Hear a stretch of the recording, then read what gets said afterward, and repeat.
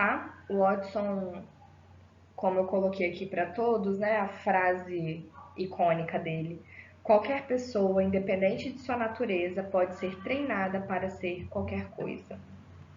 Por ser muito, como que eu posso dizer, radicalista mesmo. Não é essa a intenção do Skinner, tá? Mas o Watson, ele na época, ele foi considerado muito radical com as ideias dele, tá? Eu passei aqui o slide rapidinho, mas foi sem querer. Bom, aqui tem um vídeo do pequeno Albert, tá? E ele também vai estar anexado lá no portal para vocês verem, tá? Eu acho que no próprio slide vocês conseguem ver, mas se vocês não conseguirem, eu vou anexar no portal de maneira independente também, tá bom? Então, né, uma crítica muito grande à psicologia introspectiva, que não era, era muito subjetiva, e aí ele acreditava que isso não dava um viés científico, tá? Ele falava que a psicologia ela devia ignorar esses eventos internos porque não tinha método de estudo para isso. E assim como Pavlov, ele também estava preocupado com o modo em que os reflexos adquiridos eram construídos através do emparelhamento de estímulos condicionados e incondicionados. Então ele segue com a ideia do Pavlov de que existe os reflexos, tá? E aí a gente nasce com eles, enfim, vamos desenvolver eles, né? Aprimorar eles ao longo da vida, e aí sim vai se tornar os comportamentos complexos. Então ele queria entender como que um comportamento reflexo ele vai se transformar num comportamento mais aprimorado. E aí é a crítica que o Skinner vai trazer lá na frente, tá? Então, temos aqui, né, a diferenciação do Watson para o Skinner. O ponto em comum é que o Skinner ele vai aproveitar o estudo do Watson no sentido das possibilidades epistemológicas, tá? Então, o que o Watson traz de epistemologia é importante, sim, para o Skinner. Agora, do ponto de vista da divergência, né, a gente percebe que o Watson ele tem uma visão mais dualista, tá? E ele pregava a verdade por consenso, tá? Então, o que o Skinner já vai trazer de outra forma, né? O Skinner ele traz a ideia de que se um cientista faz determinado estudo e chega a determinada conclusão, não precisa de ter o consenso da equipe científica, sabe? Então, ele vai trazer essa crítica, né? À ideia do Watson.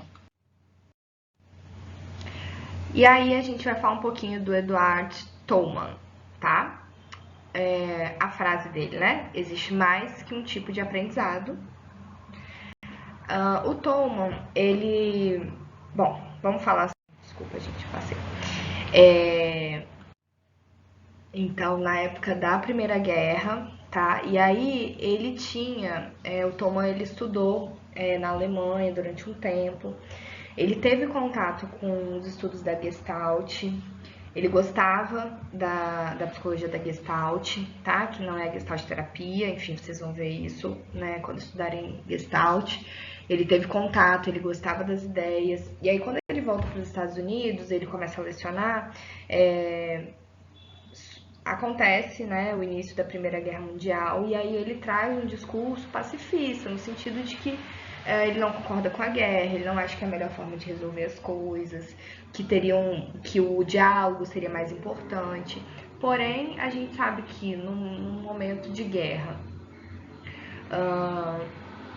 você como um professor se espera uma postura, se esperava, né, naquele momento, uma postura de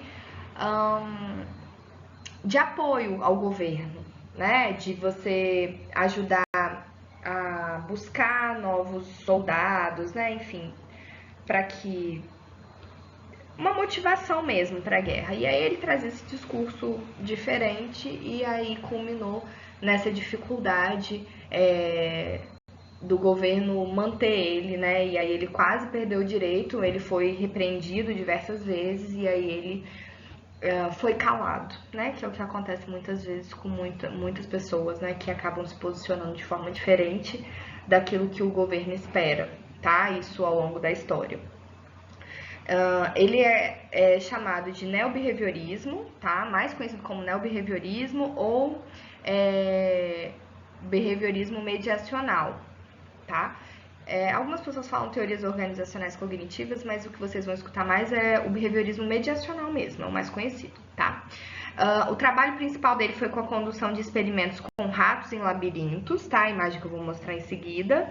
E pregava a utilização de uma psicologia estímulo-organismo-resposta. Então, ele sai do SR, que seria o estímulo-resposta, e coloca o organismo aí no meio, tá? Mudando um pouco essa escrita, tá? Do behaviorismo. E aí é uma brincadeira, né?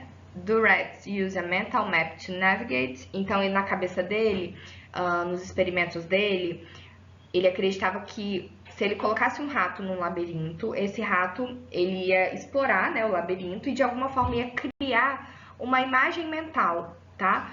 Um mapa mental desse labirinto. E aí, no momento que você solta o rato numa segunda, numa terceira vez, ele consegue rodar pelo labirinto muito mais fácil. Então, ele já sabe os caminhos para poder chegar em determinado local. Por exemplo, se você colocar um queijo em determinado local, na primeira vez ele vai demorar mais, porque ele vai estar explorando. Na segunda, terceira, quarta vez, ele vai diminuindo o tempo dele de resposta. Então, ele vai conseguir chegar mais rápido. Né? E aí é uma sátirazinha, né? Brincando em relação a isso. E aí aqui, só para vocês entenderem, né? Ele colocava o rato numa primeira vez, e esse rato ele ia buscando, né? Ia andando até encontrar o caminho, né? Que vocês podem ver, ele chegou aqui ao objetivo dele. E aí um dos experimentos dele, ele bloqueou o caminho. Então o rato ele ficava rodando, ele tentava entrar por esse caminho que estava bloqueado, não conseguia. E aí ele conseguia entrar no caminho que era mais próximo, que chegava mais próximo. Ele não conseguia chegar até o queijo, mas o caminho que era mais próximo, tá? O Thoman, ele traz essa ideia do mapa cognitivo. Então, como se a gente tivesse dentro do nosso organismo esse instrumento que por exemplo, quando a gente enfrenta uma situação nova, a gente consulta o nosso mapa cognitivo para emitir uma resposta. Então, não por exemplo, eu bato meu carro. Na primeira vez, eu não vou saber o que fazer. Se eu ligo pro seguro, se eu ligo pra alguém ir me encontrar, se eu converso com a pessoa a qual eu bati, se eu vou direto pra uma oficina, eu não sei, tá? Aí suponhamos, eu liguei pro meu namorado me orientou a ligar pro seguro, eu liguei pro seguro, o seguro resolveu, vieram buscar meu carro, me deram um carro reserva, e aí ok, resolvida essa situação. Lá na frente, um ano depois, eu bato meu carro de novo. Eu não preciso passar por eu não preciso ligar para o meu namorado para ele me orientar. Eu já sei que eu tenho que ligar para o seguro. Então é como se a gente criasse esses mapas mentais de pequenas coisas, tá? De beber água, por exemplo, até como elaborar uma aula para vocês, sabe? E aí a gente vai encontrando essas formas de fazer e aí esses mapas mentais ficam dentro da gente e aí a gente vai consultando de acordo com as situações que vão acontecendo na vida da gente, tá? Então, o Thoman, ele tem um viés mais cognitivo, tá? Ele se inspira em Pavlov e Watson, ele gosta dos estudos dos dois, ele acha que faz todo sentido, mas essa perspectiva dele se encaixa muito mais num viés cognitivo do que num viés comportamental. A partir dos estudos de Thoman, vai surgir o que a gente chama hoje de cognitivo comportamental. E aí, Aaron Beck, posteriormente, na década de 60, né, vai aproveitar os estudos do Thoman para poder fundar, né, essa nova abordagem que é a cognitivo comportamental. Tá? Então, Thoman ele se utiliza dos conceitos do behaviorismo de Watson e Pavlov, né? Mas o viés dele vai ser aproveitado muito mais na parte de cognitivismo do que da comportamental, tá bom? Mas é importante a gente saber, né, que ele teve essa contribuição também. E aí, essa é uma fala do Skinner sobre as ideias do Toma, tá? Então, o apelo a estados e processos cognitivos é um desvio que pode muito bem ser o responsável por muitas de nossas falhas em resolver os nossos problemas. Precisamos mudar nosso comportamento e podemos fazê-lo somente mudando nossos ambientes físico e social. Escolhemos o caminho errado logo de início, quando supomos que nosso objetivo é mudar as mentes e corações dos homens e mulheres, em vez do mundo no qual eles vivem.